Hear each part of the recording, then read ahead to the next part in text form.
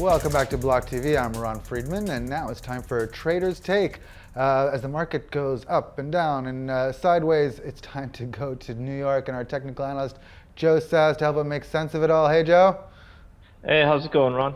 All right, so usually I ask you to go right into the charts, but I have one of my own for you to share with you today.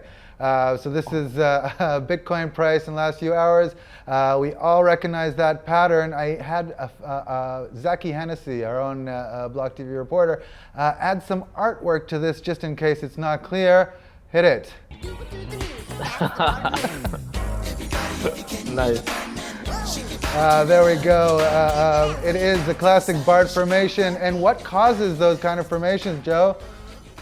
Well, I'll tell you, on the way up, well, the first thing that causes them is FOMO. And FOMO is a fire that can, kind of happen on both ends of the spectrum. It can be bearish FOMO or bullish FOMO. And so, obviously we took off. I mean, it seemed like things were looking good there for a little bit. The more important thing to note is how into that, the beginning of the Bart Simpson pattern, we had a kind of a climb into it. Let's show you on the 15-minute chart. Let's see the for real charts now. Yeah, and by the way, I love Zaki's artwork there. The googly eyes that was great. Who does? But you see how the market, this is Bitcoin US dollar in the 15-minute. You see how we've been moving up at an angle as opposed to vertically right, in a number of these runs. You've been mentioning that last couple of days. It looks organic, it looks healthy, until until things start looking great, right? Things are looking good all along the way. I mean, things have been. Just quick look at the daily, right? Okay. Things started why is this not daily? This is daily. Okay, this looked like a weekly for a quick second. Things were looking good past this line, right? Once we broke above the previous local high, we were and closed above it, and had this green 5 right here. This is when things started looking good, and up into this point, it's all looking good. Here, things are starting to look great, and so the interesting thing to me here is that's where we face some very steep rejection. Now, this is that's the thing that makes this so difficult, is that as a when you're trying to play in these waters like trade, there's areas where you look to have the most successful opportunity, right? Because this is all probability. There's no crystal ball here, right. And so there's opportunities like this back to the daily, where we have almost a perfect lineup of indicators that indicate we're probably going to go lower until we started breaking that. So anyone that was short right around here, they, in my opinion, they had a good idea, right? As long as this held, then the short was looking pretty good. And being rejected initially by that setup trend line, being rejected by the 50 EMA, and setting a lower high, this was a great place to enter a short position. And obviously, we got, any shorters got destroyed, and that does include myself to a certain degree. Sorry to hear that, Joe. Yeah, it comes with the territory. You make money, you lose money, and at the end of the day, it's like break even, and you're like, what the heck am I doing? I could have just been drinking coffee at a cafe or something, But we took off, and on back to the 15-minute, it's, this isn't uncommon. We've been doing it for a number of days, but this is what's starting to get to me, right? This is where these steep rejections, this is starting to, if I was a bull, this would start to make me a little bit nervous. Let's just see if there's any other steep rejections in the local timeline here. We're down to an hour. We're up to an hour on the Bitcoin US dollar chart. So pretty much since this last dump into the low, was this like the low 9K territory, we really haven't had any steep rejections of price. Kind of a double top formation here, steep breakdown, slow, steady recovery, and then maybe a little. This isn't terrible. A little pump here, 1.65% move, and we've been taking off, and bam, we get hit with the steep rejection again. So the thing is, this should start to rile some feathers on the bearish end of the spectrum. The fact that we finally had an actual steep rejection of price, it indicates in one sense that we could be looking at a top, and I'm just going to point it out on the daily again. Now, the thing is, we're not completely worthless as a bear right now. We do have a downward moving trend line here, and this thing keeps blocking me. So if a bear is to be entering a short position at this range or in this range, I don't think it's a terrible idea. But then, it wasn't a terrible idea around here. So the Right. bears are getting faked out a lot. But this could very well be the time where, bulls start getting faked out, right? We've had some serious fake outs around here. But it's just getting really hard to tell. I'm leaning, we're looking at an inverted hammer, but the only reason why I'm not going to look at this as such a terrible inverted hammer is because we flashed so quickly to such a high number, 12.5, which is beautiful, right? It's great Right. for the bulls. So I'm not like, or early in the day, I'm not gonna let this inverted hammer really shake, any thoughts just yet.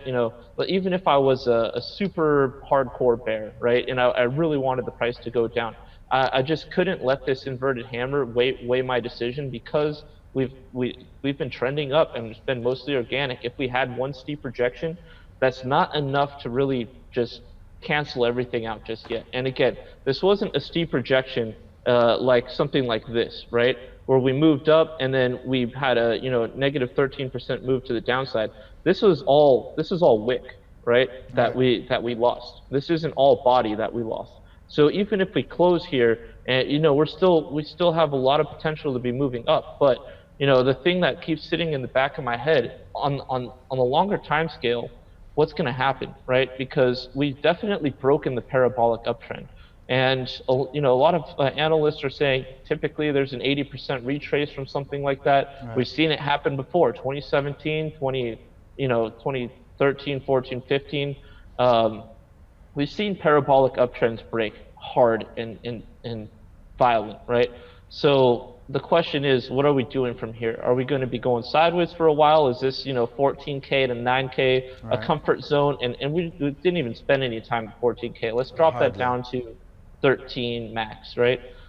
Is that going to be where we trade sideways into the halvening or into, some other event that causes crypto to react? And external narratives are very important. I just want to add to that sentiment that look what happened to the stock market yesterday, Right. Exactly. right?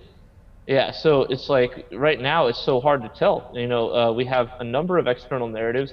I still don't think that billionaires and millionaires that are like Tether's printing 100 million pretty much US at a time, right? Yep. And my question would be, why would a billionaire want to participate in business with a company that is under investigation by the New York Attorney General, right? Typically, you don't have these top tier people entering a very flimsy space. Like, of course, Warren Buffett's like kind of the name brand of Right. skepticism. And so I'm still very curious about where this money is coming from. Is it generally organic? Right now, it's been looking that way to me. So it's just really hard to make a long-term call. But we have broken the parabolic uptrend, and we could be, we could have Right. that 80% retrace, or we could just go sideways. Right. So this dump, it kind of pours cold water over the kind of mainstream narrative over the last few days that this upsurge has been caused by trade wars and China's devaluation, or at least fear of China's devaluation. That doesn't mesh together with what we're seeing in the last few hours. Yeah, that doesn't match with that, and I would need some sort of proof. They're like, you can't buy all your Bitcoin on the black market, right? We've closed the door to localbitcoins.com, which was pretty much one of the only ways to do that left. Maybe if you have like a personal connection with the miner or something. I'm calling it black market Bitcoin because it's, let's just say, AML KYC non-compliant Right. purchasing of Bitcoin. So what pathways are there to buying Bitcoin? Other than AML KYC compliant for the masses, right? We all know what Coinbase is. Most people have heard of Coinbase. Some people, like Cash App, is kind of making its way into the mainstream on-ramping area. Maybe a couple exchanges that have fiat pairs where you can deposit fiat and buy Bitcoin. Right. But everything's AML KYC compliant. So what's going to happen with? I would be curious if China, if all that narrative was panning out. I would expect to see something similar to what we saw in 2017 with like Google Trends and Coinbase, where Coinbase increased user count from 5.5 million to 12.5 million in the month of December alone. Right. Now, 7.5 million people buying 100 Bitcoin or $100 worth of Bitcoin, that's a significant amount of money entering the space, right? Or even more. Some Absolutely. people were throwing retirement savings, thousands of dollars. So I just, there's a couple of disconnects there. I would expect to see, well, this exchange is reporting, 10 million new users, and bam, there we have some information, right? But we're not getting that. Yeah, we didn't see this happen in France during the Yellow Vest protests when they were supposed to be attacking the banks or whatever. So, I mean, of course, there's such potential for Bitcoin to be, an anti-government, anti-state mechanism. But are people really ready to do this? And I think a lot of us, it makes me feel a lot more like an early adapter. The fact that tens of thousands of people protesting in the streets, willing to get gassed and beaten, and shot with rubber bullets. They're willing to go and do that, but they're not willing to bend out of their comfort zone and buy Bitcoin. So I just don't think that narrative is strong enough to be what's dominating this price action. Interesting take. Thanks, Joe. Let's look at some of the altcoins. I mean, we know Bitcoin dominance is up at close to 70%. Bad sign for some of the alts. Why don't we go through them? But let's start with Litecoin. Just celebrated their halving yesterday, and let's follow up on them now. Yeah, so let's check Litecoin. All right, what happened here? Let's see. All right, we're on a weekly. Let's drop back down to a daily.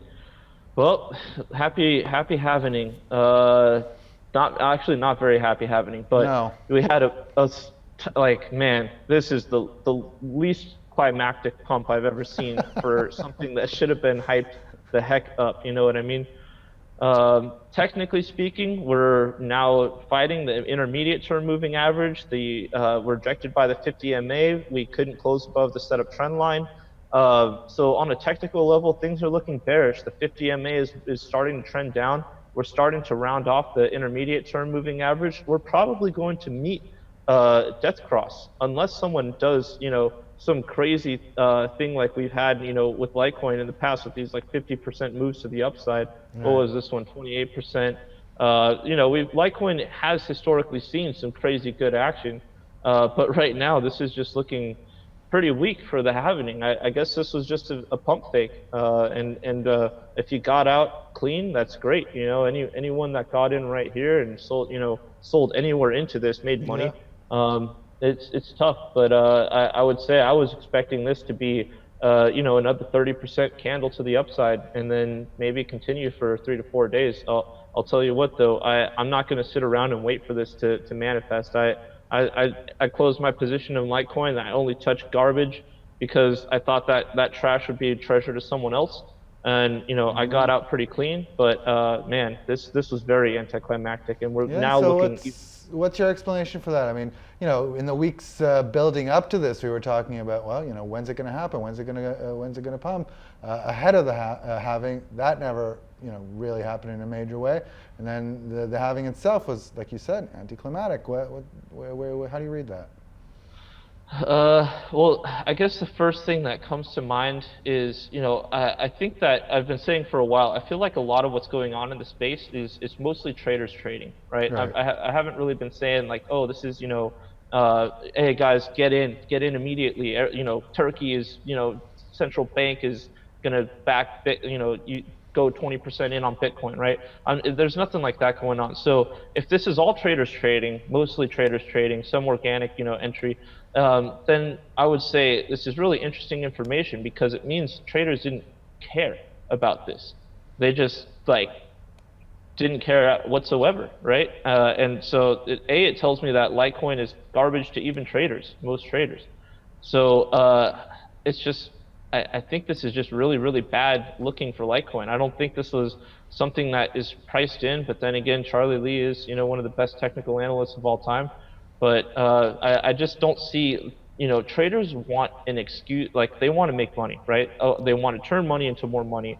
And an opportunity like a halvening is something that comes very rarely. This should have been something that really popped off. And since it didn't, it tells me that traders don't care about Litecoin. maybe halvenings aren't as significant as we thought. Maybe it's more Unless of it's a Bitcoin or just in general. historically, we've seen Bitcoin perform very well in halvenings. So I mean, and even front running a year out from the May 2020 halvening, we've had a parabolic run up in Bitcoin. But you know, this parabolic run up is kind of like seemed to be putting its last bit of energy into Bitcoin while siphoning everything out of the altcoins. Yeah. And we're not seeing, there wasn't even like a break where there's a Bitcoin to Litecoin chart where, or a Litecoin to Bitcoin chart where Litecoin started breaking that negative pair right now, where everything seems to be, you know, relative to Bitcoin going down. Ethereum, Litecoin, XRP, everything. I mean, and Ethereum at all-time lows, and we, you know, we'll check in a sec, but maybe even getting lower. So it's hard to say. I just really think that this means people don't really care. It means traders are trading, but you know, maybe they're picking their battles, or maybe there's even less traders trading in the space than I thought. Maybe the whole Tether thing, back to CoinMarketCap reporting Bitcoin volumes, let's say, almost paired, you know, directly with the Tether volume. Yeah. This could very well be a much less, you know, let's just say a much less populated trading space than even late 2018 or even earlier this year. You know, 2019. We're now a couple years out from, like, you know, the all-time high. Right. And yeah, it just kind of makes me feel like maybe the sample pool is even smaller than we thought. Interesting. All right, take us to Ethereum and XRP, and we'll let's have a look at those. Okay, so onto Ethereum. This is Ethereum relative to Bitcoin, and I think it'll be important for now to keep things relative to Bitcoin. We can always jump to US dollar, but we're still sitting. Let's drop back to the daily. So we're on a 9 buy on the weekly. We're on a 9 buy approaching. We're going to hit a 9 buy tomorrow, unless something miraculous happens in price. Where it looks like we're on our way to a 9 buy. So there might be room for a trade, but it seems like the trend is pretty much been down. We had a 9 buy that was acted on, continued our downward move. 9 buy that was acted on, continued our downward trajectory. Small 9 buy acted on, went sideways, and continued our breakdown. I mean, if I was going to be, I'm not bullish on this at all whatsoever. I think that there's always room for crypto to embarrass you as a trader. But we're walking into another 9 buy, and every single 9 buy has been like a single candle move to the upside. Yeah. Not even the full 4 candle pullback, or even a continuation of that count into a reversal. You know, so it looks really bearish for Ethereum. Right now, I would say maybe there's a small trade. I'm not touching that. The last shitcoin I touched was Litecoin, and it didn't make me very happy. We're looking at Binance right now. No, this is XRP relative to Bitcoin, reported by Binance. We're looking at a 9 buy on the weekly, very similar to what we just looked at, and we're looking at a. Wow, so we did complete a full 9 count to the upside, but then see, this is where a 1 to 4 candle pullback, you'd want to start making your move back up. All this progress for this 9 count, this setup trend line, these couple dotted green lines, if you can see when I move my mouse right there, right. That was a support area that was just shredded, and now we're continuing to make moves down. This one's negative 6% against Bitcoin. 7, chances are we'll be reaching a 9 buy, but I think personally, I think if Bitcoin crashes, I think the altcoins are going to crash along with it. Let's just take a quick look at XRP US dollar, just out of curiosity. I want to see how, I think that, yeah, it looks like my channel's gone. But yeah, we're kind of resting in the channel area that we've been discussing for so long. Obviously, there's been a couple moves to the upside, but I mean, XRP is just kind of been there. It's not really been doing much. You know, something like this is obviously going to make some people happy. Total of 37% to the upside if you caught it, but it just, and again, I've told you before that I don't really like to rely on moving averages for XRP. I don't feel like they're super reliable. Like, look at this bullish crossover, the 50 and 200 MA. Our price was right here, and if you bought at this bullish crossover, then you would have made, you know, maybe a couple percent if you sold the top. Right now, you're down. So I'm not really going to rest too much weight on this bearish crossover and impending bearish crossover of the 50 and 200 moving averages, because I don't think this trades like most other assets.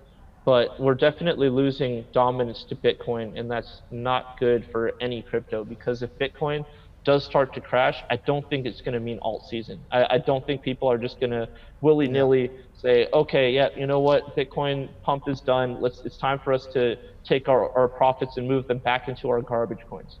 I just don't see that being the case.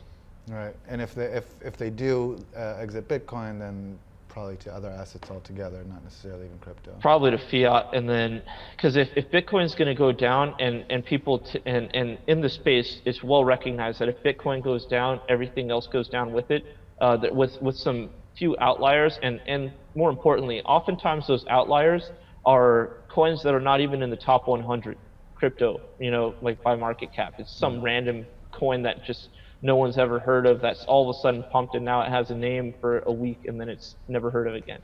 So if the money moves out of Bitcoin, it's probably moving to fiat. And I think with all this uncertainty, I mean, across the board, we're talking trade wars and all these kinds of external narratives, Fed rate, this was a cut that didn't really have much of an impact on the market.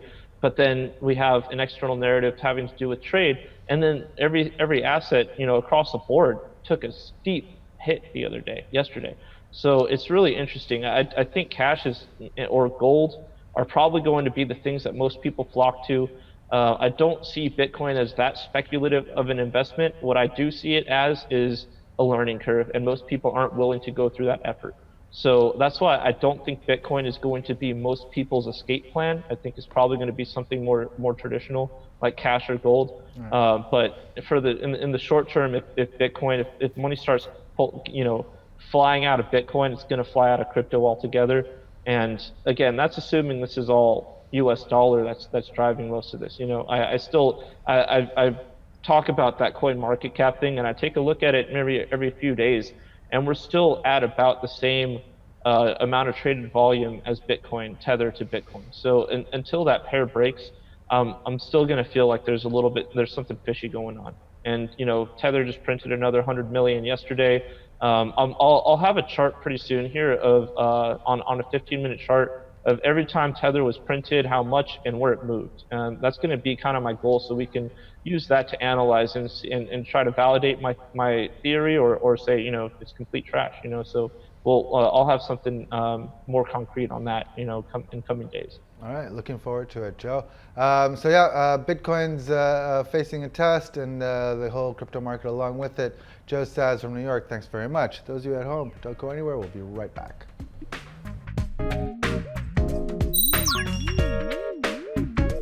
For more news and updates, follow us on Twitter.